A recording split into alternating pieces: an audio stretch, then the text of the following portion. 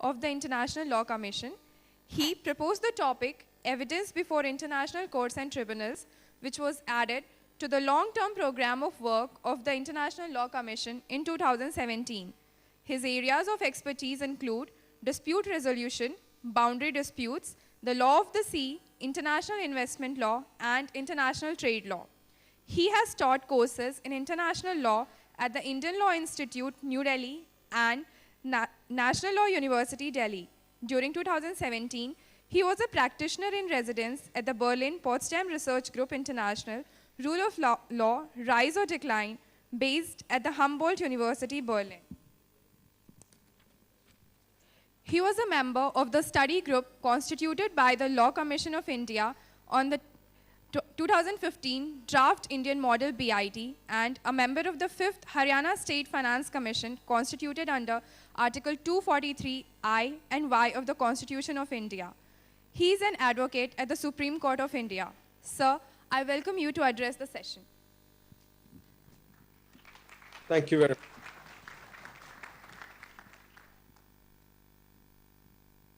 Thank you very much. Am I loud and clear? I hope so. Very good.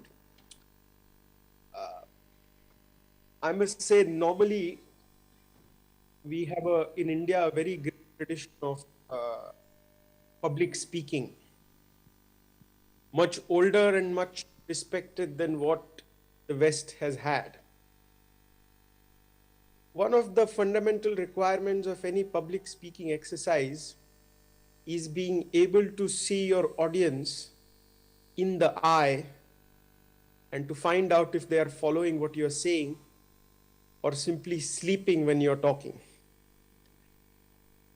One of the problems of the technology is that the technology gives you accessibility, but it somehow doesn't provide the connect that one expects to have with his or her audience. We live in modern times. We have to make the best of what we can and look at the brighter side. And the brighter side in this situation is, despite being several miles away from you all, I can at least have a conversation with you. And I think we should thank the technology for that. But technology by itself could not have facilitated this conversation. There is a much greater role which is being played, in particular, by Think India, by ensuring that there is an opportunity for me to interact with you, at least through this medium. I therefore take this opportunity to firstly congratulate Think India for organizing such an event. These events are very important. Why they are important? Because when we study law in our law schools, we tend to have a certain amount of dogmatic perspective towards the law. When I say a dogmatic perspective, I mean a set of a rigid perspective. We tend to see law in watertight compartments. We don't realize what is the philosophy behind the law. Most importantly, what we don't realize is how law functions, how law operates in life, how law impacts not just lives which we exist, but even lives to come in the future. So how it impacts in a much longer term framework. That is one of the unfortunate drawbacks of the system that we have today, that we don't have the opportunity of going behind the law, so to say. And when I say going behind the law, doesn't mean contradicting the law, but trying to understand what were the ideas which dictated behind the creation of such a law. Till we fully understand what were the ideas behind the formation of such a law, we are not fully able to appreciate and grasp what the law is, what the law ought to do, and what are going to be the implications of the law for our generation and future generations to come. So having a conference of this kind, having an interaction of this kind, where the focus is purely not just on technicalities of the law, but an effort to understand what goes behind the law, how law functions, what is the philosophy of the law. In other words, rather than what the law is, the discussion is about the law. There is a difference between what the law is and discussing about the law, where you're describing the law rather than you're trying to understand how the law functions, how the law operates, rather than what exactly is the provision in context or provision in relation to the discussion. So this is an extremely welcome exercise for which I should congratulate Think India for organizing such an event. Secondly, I am immensely grateful to Think India because Think India does a very important task for me every year, which is of selecting my research assistants. They conduct a very vigorous exercise. They go through several applications, often in double digits and I think even 3 digits at times. Get external experts to study those applications, find out the best applicants, and then find me out best applicants without any favor or background or understanding or giving preference to anybody, but simply based on his or her merit. That is something which is, in my view, extremely important. As our country expands its strength abroad in the international scenario, what is going to take country forward is not somebody who knows somebody else, but somebody who knows what he is working on. This is how this country was. This country was based on talent. This country was never based on who knows who. I know, unfortunately, nowadays there is a premium on who knows who.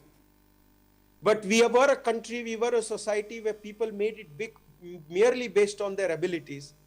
And I must thank Think India because Think India allows me, brings me in touch with all these students who are simply phenomenal, exceptional, brilliant in their own capacity and not there simply because they know somebody or have any connection with somebody.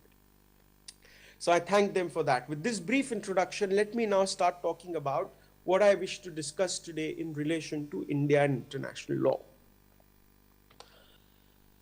I often get asked, in fact, for the last 2 days, I was sitting in a conference here in London called the London Conference organized by the Foreign and Commonwealth Office.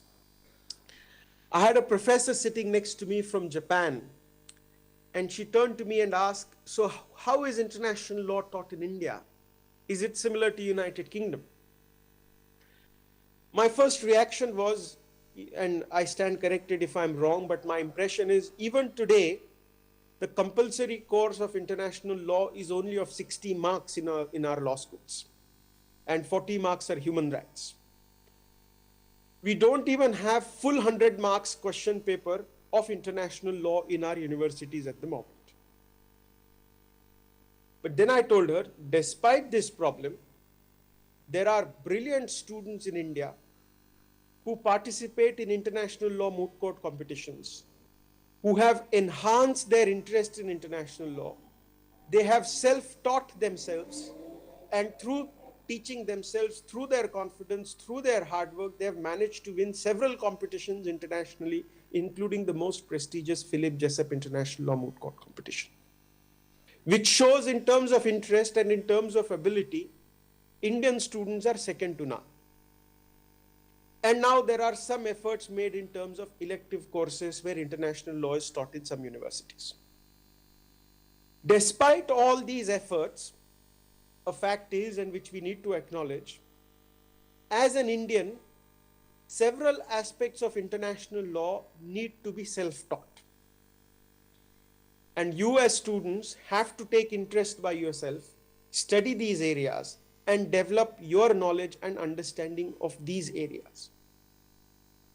And why I say self-taught, self-study?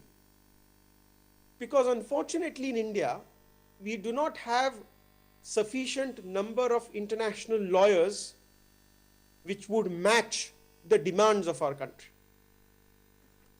And when I say demands of our country, I mean India as a rising power, India as a country, as a society, as a culture. It is not just a sovereign entity, it has a long culture, it has a long history. India as a long culture and a long history has its own contributions to make in the field of international law.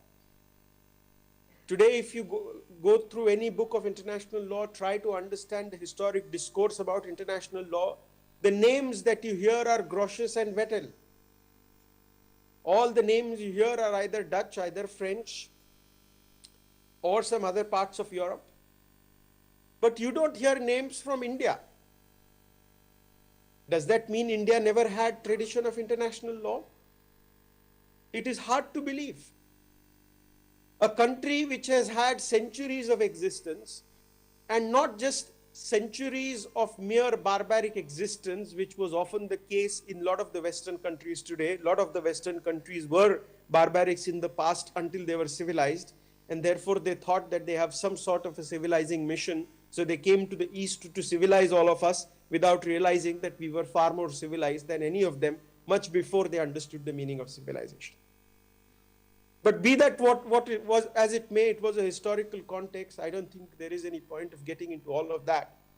But the point that I wish to drive home is when we think of India, when we think of the great traditions of India, it is inconceivable that this country would not have had any history or tradition of international law. We have had it.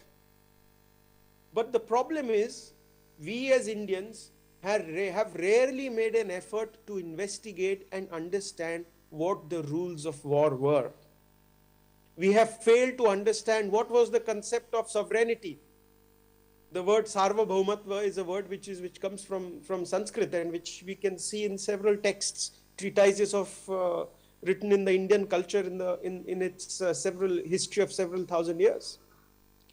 We find references to these concepts which today form basis of international law in the writings of our forefathers. But unfortunately today, we haven't made sufficient amount of effort to investigate what is it that they wanted to say. What was their vision of international law? And why is this important? In my view, it is extremely important because that is the most important original contribution that we can make to the current discourse of international law. I was reading an interesting book called Internationalists.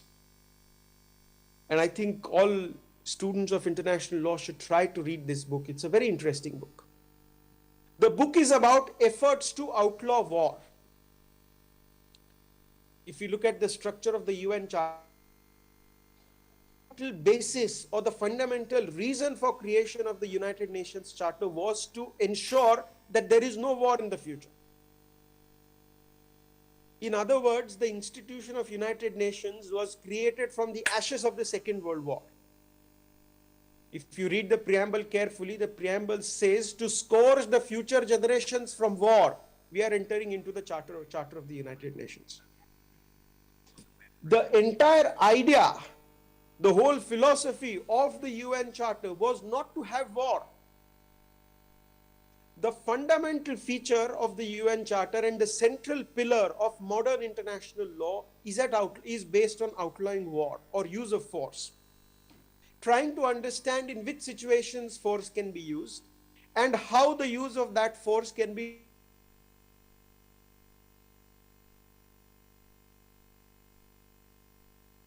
war in the world.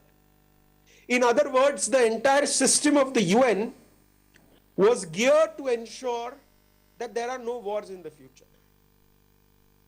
Right to development, human rights are of course the other two pillars of the UN Charter. But these pillars, in a sense, were created with the objective or with the ultimate objective of ensuring that there is no war. Why do you need development?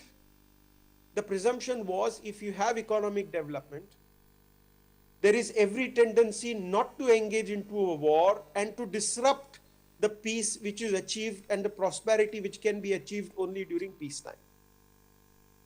The objective behind human rights protection also was to make sure when rights of individuals are protected, the possibilities of having wars are automatically removed or reduced. So what we see today is the Chapter 7, Article 51, Article 2.4 of the UN Charter. These are the most fundamental principles which are entirely geared up towards avoiding and ensuring that there is no war, there is no use of force in international relations. One wonders, why is there so much emphasis on avoiding force? And one has to look at history of Europe to find answers. If we look at the history of Europe, except for brief periods of peace, the nations in the Europe have been constantly at war with each other. They all have been in constant competition with each other for one reason or another. One of the basic instincts, one of the fundamental instincts of the governments has been to engage into war. And you often see that these kingdoms or these former nation states run by kings were fundamentally in a constant exercise of winning over each other. And because of that, the whole objective was to avoid war. I was in that book which I just referred, there is a reference to what Moses had said. Moses is one of the philosophers, one of the saints in the Christian philosophy. And what Moses had said, they had taken over one town, and in town they spared the children and women. Moses said, and it's quoted in the book, why did you spare the women and why did you spare the children? If you win a war, you should kill everybody. Don't spare children, don't spare women. Now, this is something which is outrageous and shocking to us, as in terms of it would shock anybody's conscience in modern world. But during those times, in the European world, it was perfectly legitimate. But then if you look at what was happening in the war of Mahabharata, the situation is very different. The Mahabharata war was the bloodiest war, nobody can doubt it. The number of lives lost was innumerable. But it was a war which was fought on rules of war and was never and rarely involved instances of violation of rules of war. The reason I gave you these two examples was to show that whereas in the West, the laws on war were underdeveloped, but if you look at the East, if you look at India, if you look at the traditions of India, you find instances where the laws of war were already settled and fairly well used and rarely violated during war. I'm not saying there were no instances of violations at all, but you don't find these egregious instances of violation.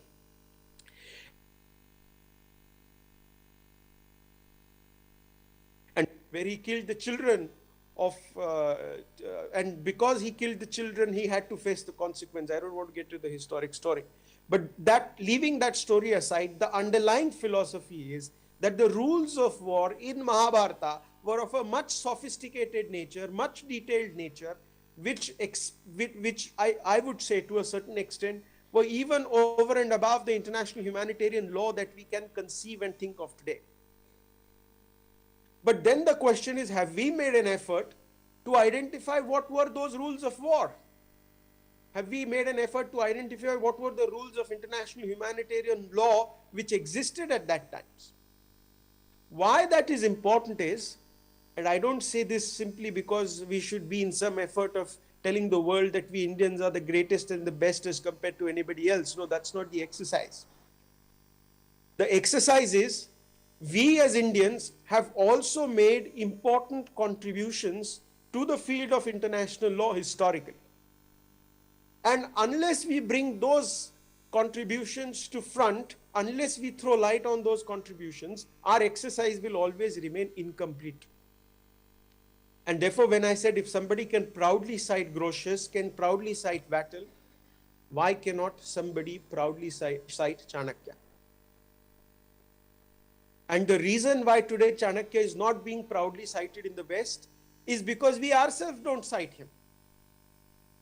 We feel it is somehow archaic, it is somehow old, it is somehow irrelevant. If Grotius can be relevant, then why can't Chanakya be relevant? If Grotius can be called the father of the modern international law, in fact, Chanakya existed much before he gave the principles of statehood. He gave 7 principles of statehood. Today, the Montevideo Convention says there are 4 elements of statehood. But Chanakya said, no, there are no 4 elements. He says there are 7 elements. If somebody thought at such a sophisticated level, have we made an effort to investigate what he said, what were the contents of his writing, and then how are they relevant to the contemporary world. If Grotius's writing can be relevant to the contemporary world, why can't be Chanakya's writing be relevant to the contemporary world? I therefore think it is the responsibility of you all bright minds, young minds, as legal minds, to use your investigative lens, to use your critical mind, to see what was it that was being discussed in our great traditions, to understand how all that thing can impact our modern working. And if can, and I think in my respectful view, it can in fact greatly contribute and very positively contribute to the current discourse and try to take the discourse forward in the field of international law today. It is a big area which in a sense has been ignored and on which you all should make an effort to spend some time to understand, study, and contribute in the field of international law. Having taken you with a journey into the past, I think I should now take you to the present and then into the future. Before we go into the future, let us discuss a few things about the current scenario. I often get to interact with several scholars in the Western world, in the European world. There is a recurrent theme amongst discussions with all of them. According to them, the world and international law is in the state of decline. According to them, this is the worst time of international law, and international law is under great threat. If not under threat, at least under serious pressure and tension. I tell them, I come from a country where international law is not going down, but international law is going up. And it's a fact. If we look around, the amount of engagement of India with international law is expanding. The extent to which India is participating in international courts and tribunals has increased over the years. The fact that India took Pakistan to the International Court of Justice in the Jadhav case reflects that wherever necessary, the Indian system, the Republic of India, is willing to engage and participate and take steps to make use of the field of international law. The other example which I often give is that India is moving from rule taker to rule giver. There is a difference between these two concepts, and we need to understand these two concepts. For a long time, the Western powers created the law, created the rule, and gave us the rule. We simply followed it. All the legal concepts, or rather preponderant majority, virtually all, in fact, it would not be wrong to say all legal concepts. All the legal concepts, all the legal rules, all the legal principles that exist today in the field of international law basically come from Western thinkers. There is hardly any presence of us as Asians and Indian thinkers in the field of international law. As we see that the prowess of India, the prowess of Asian powers, the reputation of Indian power, the reputation of other Asian powers is enhancing, is increasing, it is obvious and it's a legitimate expectation that more and more scholars from India are going to make contributions which can shape international law. Please understand, there is an immense difference between international law and domestic law. In domestic law, scholars have little scope to influence it. Technically, in developed jurisdictions, they do, because scholars do make that kind of contributions. But we are still some distance from there. But more than domestic law, the field of international law is shaped fundamentally by scholars, people who write, people who think, people who reflect about international law. And the reason why this happens is because the statute of the International Court of Justice itself recognizes it. Article 38(1) of the Statute of the International Court of Justice, which enumerates the sources, specifically says that a contribution, that an academic writing, the writing of a scholar, is also a source of international law. And it doesn't say that writing of people coming from a certain jurisdiction is a source of international law. Some people have commented on it and said, It should be a synthesis. It should be a view. It should be a perspective which is supported by several people around the world. And if we Indians do not make our voice felt, if we don't write in fields of international law, we don't make an impact in the field of international law, we would never reach a scenario where the nature of international law would reflect our aspirations and our expectations. And as I said, it is important because you can shape international law. There is a possibility of shaping international law. I gave the example of we being rule takers. Now is the opportunity where we Indians can become rule makers, where we contribute towards making of international law. Confrontation is not our nature. We are not in the business of confronting with Western powers just for the sake of it. But there is something positive. There is something fundamental.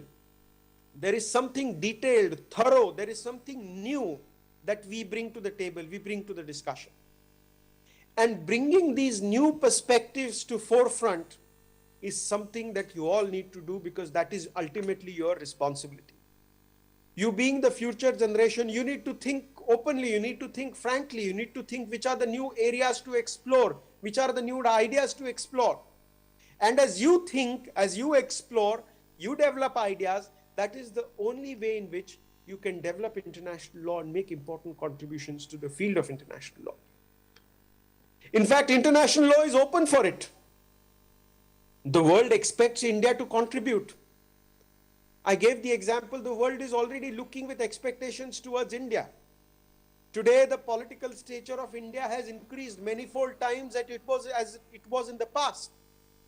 As India's political profile rises, the question is, have we managed to fulfill the legal profile which is expected from us? Today, if we look at China, the number of scholars in China who are contributing to international law is far more. It is important that the number of contributions from India also increase. And that takes me to the future. And as the future progresses, there are several aspects in which we Indians can contribute. And I want to touch upon some of those areas where we can contribute, or the areas where there is a contemporary debate.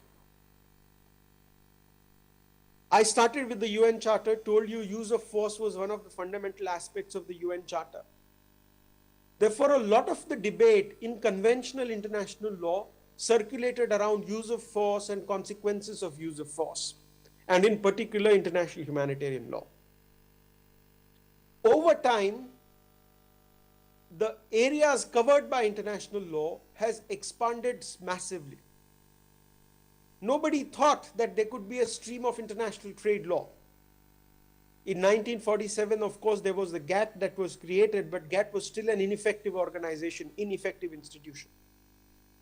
GATT became an effective institution only after the Marrakesh Agreement, which established the WTO in 1995. Since 1995, a new World Trade Order emerged. And the new World Trade Order that emerged was fundamentally created in a sense to extract maximum benefits from the developing country. It was a system which was asymmetrical.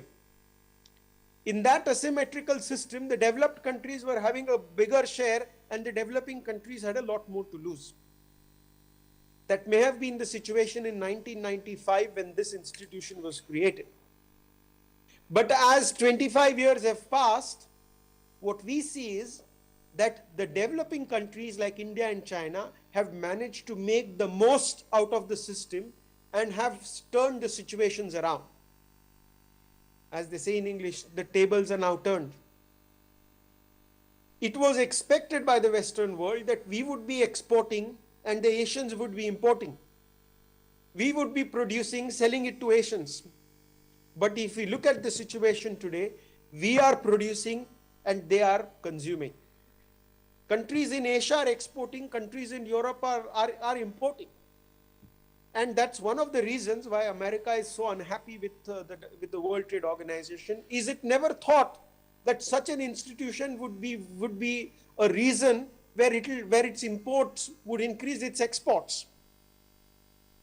And here is a tension now those who created the system for their own benefit have started feeling that others are taking benefit of this system. So let us say if India is in a position to draw maximum benefit from such a system, then is it in India's interest to participate in the system or to walk away from the system? The discourse in the 1990s was different. Indian situation was different. Today, when situation of India is as a major exporting power and we can develop further into an exporting hub, if that is possible, then should we not support such a trading system? And if such a trading system is to be supported, should not there be a positive contribution from Indian scholars about what is the nature of the trading system? Just to give you an example how the WTO system is being threatened, there is an appellate body. And after a few weeks' time, the appellate body will become dysfunctional. The reason why it will become dysfunctional is because America is not letting any future members of the appellate body to be appointed. Over the years, the members of the appellate body have retired and new members of the appellate body have not been filled. The reason being America is unhappy because the appellate body is giving decisions which are against America. If America is participating in a dispute resolution system, it should be aware that it is going to lose some cases and it should be ready and willing to accept those losses. But it seems that America doesn't wish to do it anymore, which also shows the double standard of some of the Western powers.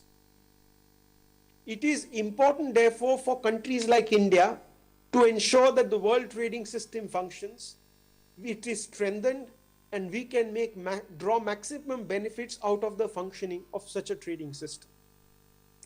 On the one hand, where you have trade, on the other hand, you have environment. The challenges of climate change are serious.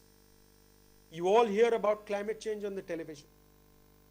One of the most serious consequences of climate change is sea level rise.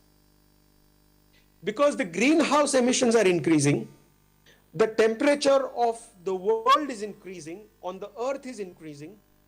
As the temperature is increasing, normally oceans absorb most of the temperature in the atmosphere.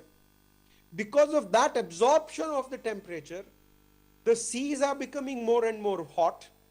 As seas are becoming warmer and warmer, the sea life which exists underneath, that life is endangered. So we do see a lot of rare species are dying. We are seeing that the fishery stocks are fast depleting because human consumption is on rise. And I think there is a point for us to be reminded of the Indian vegetarianism, which people like to joke about, but it's very unfortunate that that's something we should feel proud about, because it is that vegetarianism has ensured that the biodiversity in the world is not disturbed. And now if you see all over the world, there is a move towards vegetarianism because that is essential for conserving the world, for ensuring biodiversity. We see fish stocks depleting. And because of greenhouse emissions and overall increase in the temperatures, we are seeing changes in the weather pattern. We are seeing excessive rainfall. We are seeing floods, which are not normal in most parts of the world, or were not normal for these seasons, but we are seeing more and more in India as well as all over the world. And as a consequence of all these things, because of increased temperature, the ice in the Arctic and Antarctic, that's at the top of the globe and at the bottom of the globe, is melting, and the level of seas is eventually rising. It's slowly going up. And it is expected, if it continues to be at this rate, there would be several states which would be submerged, which will go under the sea. There is a small state group of islands called Kiribati.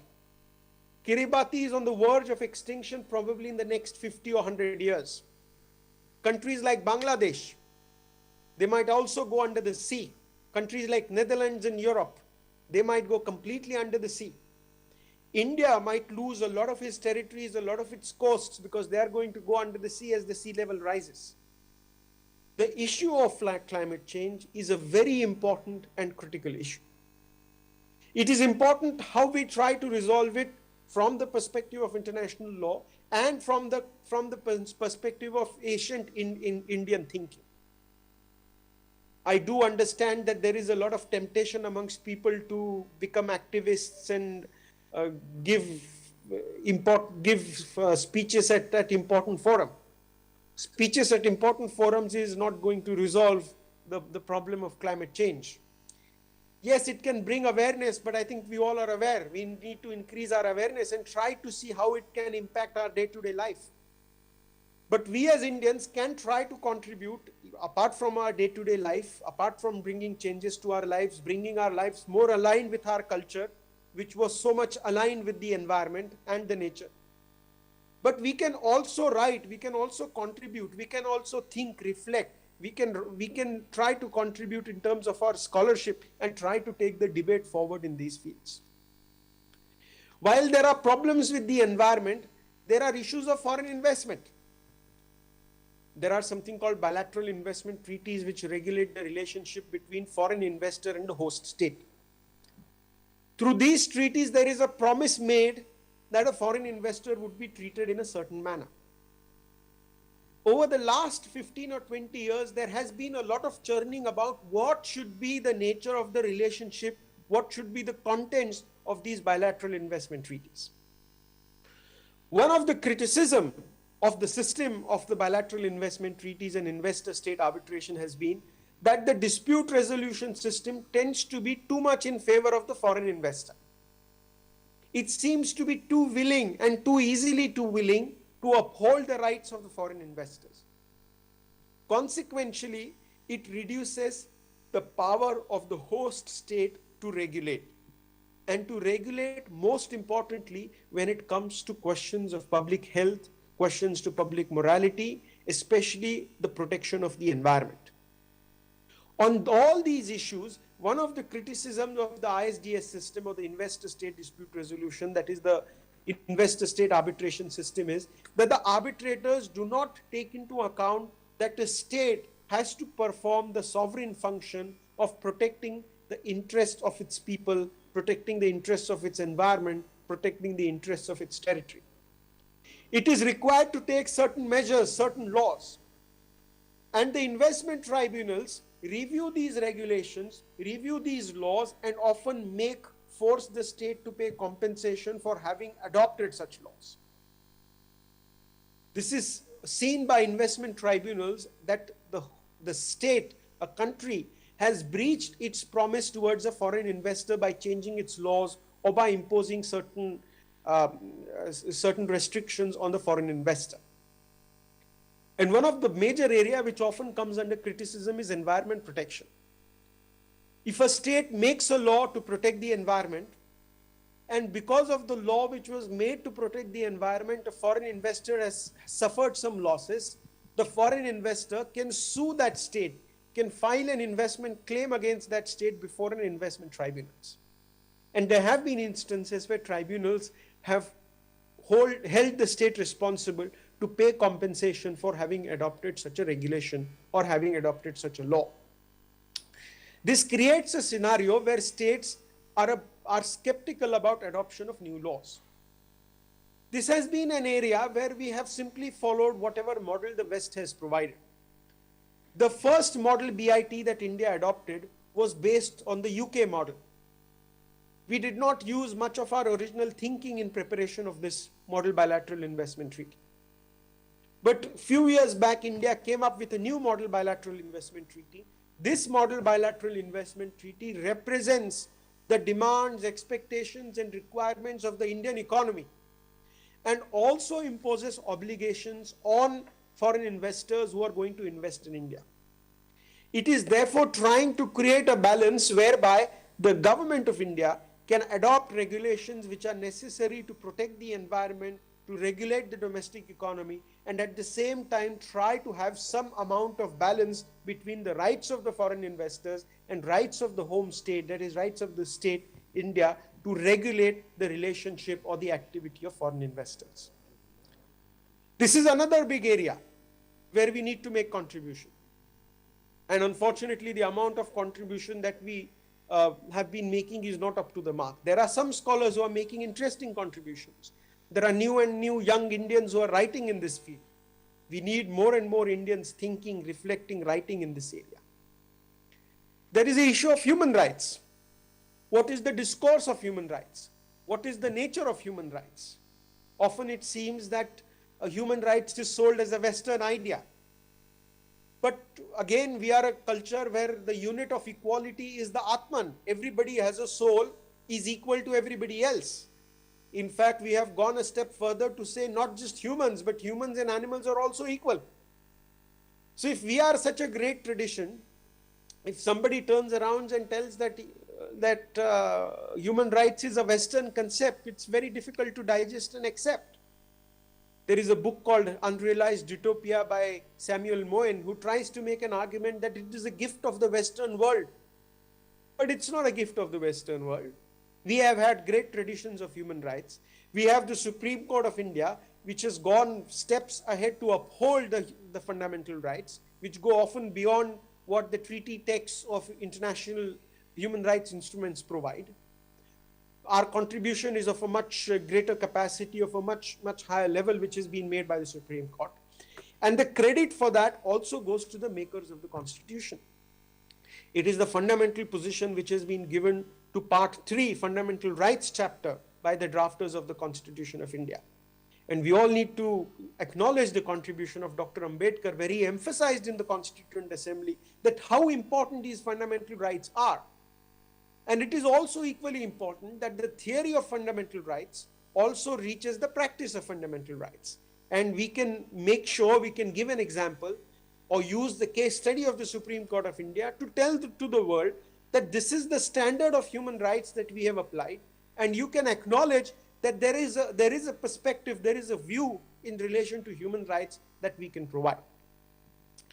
There is a broad range of areas that I can talk about, but I thought I'll just touch upon three or four prominent areas of international law which are very important in the context of the contemporary debate.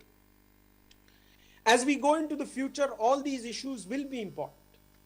I forgot to touch upon another important area of the law, which is the law of the sea.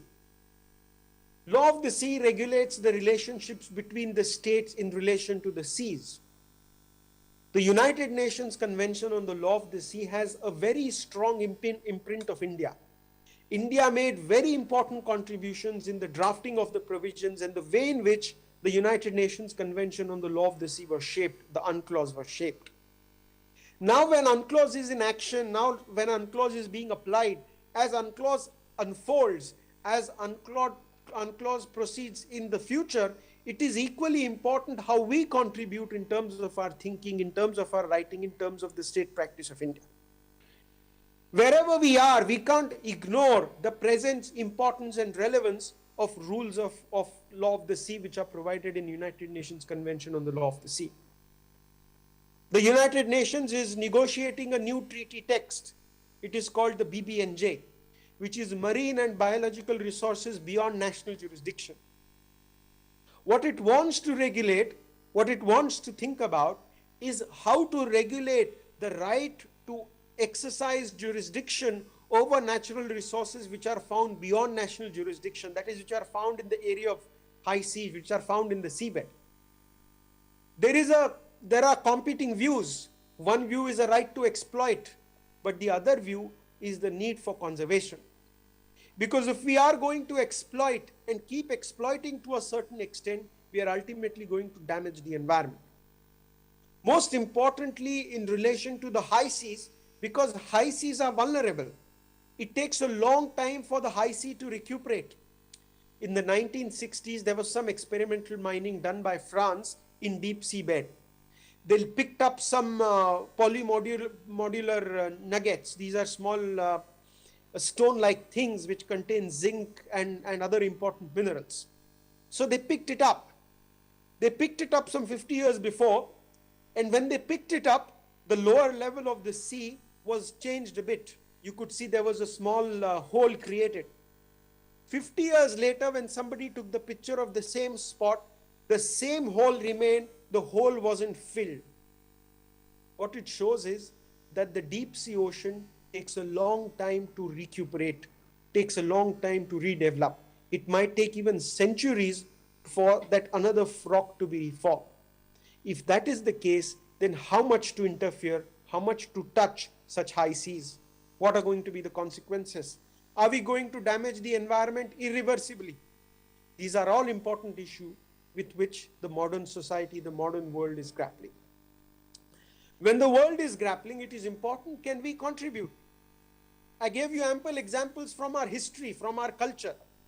Most importantly, it's our original thinking, our ability to think, our ability to resolve. And over and above that, our fundamental connect, our relationship with the environment. People may have made fun about our practices. They still tend to make fun about our practices. But the practice of worshipping a tree, the practice of worshipping an animal, the practice of even worshipping a car that you bring at your home, fundamentally represents our culture.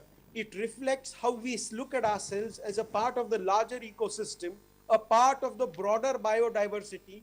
We try to look at ourselves not distinct from the environment. We don't look at ourselves as conquerors of the world. We look at ourselves as one of an important component, one of the critical component of the entire biodiverse world, the system, the world, the globe, which is diverse. There are several animals, plants, which exist alongside. If that is our thinking, it is our responsibility to translate that into our writing, into our thinking, into our discourse. There is no point simply trying to mimic the Westerners. If you are trying to simply become duplicate copies of the West, then we are of no use because they're doing it by themselves. If we have something original, and I'm confident we have a lot of original, it is for us to find out that original idea, to us to find out those original thoughts and contribute. Yes, it is difficult. There is a lot of hard work. There would be a lot of prejudices. But if the competition is simple and the victory is simple, then there is no fun in winning it as well. I think there are opportunities, there are challenges, and there are more and more ways in which we can contribute. And I often tell to all youngsters who come to ask for advice, often people come to me and ask and say, I find it quite a funny question. They say, you are a member of the International Law Commission. How should I become a member of the International Law Commission? I always tell them, I never wanted to become a member of the International Law Commission. I never planned it. But what I told myself all the time is I should work hard, I should be honest, and I should be committed to my job. I should be committed to my task. That's what basically the whole underlying philosophy of Gita is, Bhagavad Gita. To do your karma yoga, to do your job with full honesty and don't expect anything out of it. So I never expected to be a member of the International Law Commission, so I'm not the right person to tell you how to become a member of the International Law Commission. But since accidentally I have become one, all I can tell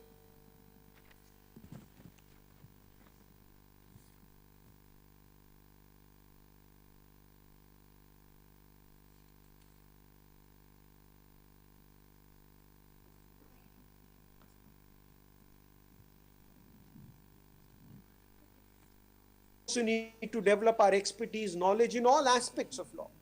If we can develop that, then we can make an important contribution. The situation in the West is tough. Their power is receding, their